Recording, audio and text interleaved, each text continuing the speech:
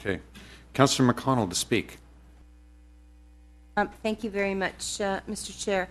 Well, first of all, of course, I think that this is very helpful because what it does is not is it allows developers and it allows communities and it allows us to know where we believe, where our professional staff believe towers belong and where they do not belong. And I can't tell you how many times I've had applicants come in and say, no, no, no, absolutely, this is where it belongs. And communities say, I like your building, but a tall building doesn't belong here. And we've had a myriad of experiences like that, and each one has its own arguments around it. No, no, no, it doesn't fit, but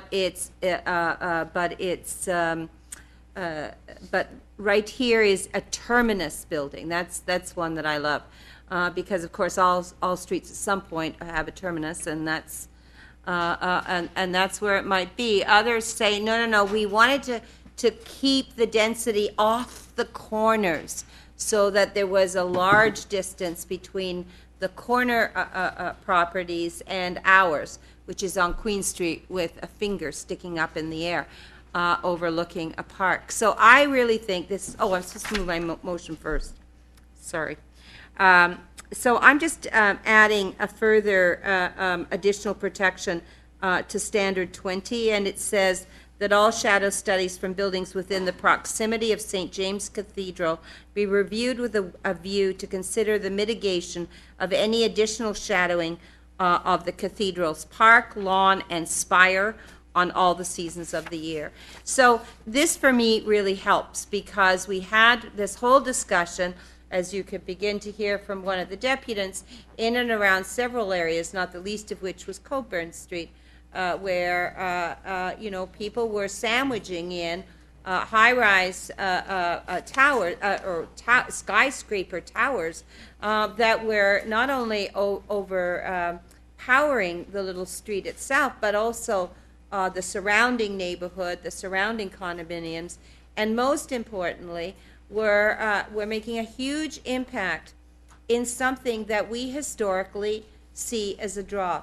The market complex, the precinct of the market, and the cathedral across the street, St. James Cathedral, are iconic in the same way as the Flatiron Building is, and other buildings must fit in to that context. And when it left to their own devices, everyone will make the argument as to why theirs fits in or not. And I think that this really helps frame this. I think the other thing is that, you know, I was a bit surprised the deputy said that St. James Park wasn't a public park, given that Occupy Toronto made that very argument over. I thought that was sort of very well known, but I do think that there would be an opportunity for staff to talk to the development industry, because there have been some changes in this report as we move forward. But I do think that we need to be very careful, because anyone who has properties that were not identified will now say they belong in that system. And in fact, this was very carefully considered. The areas that have been left out were very deliberately left out. It was not by happenstance.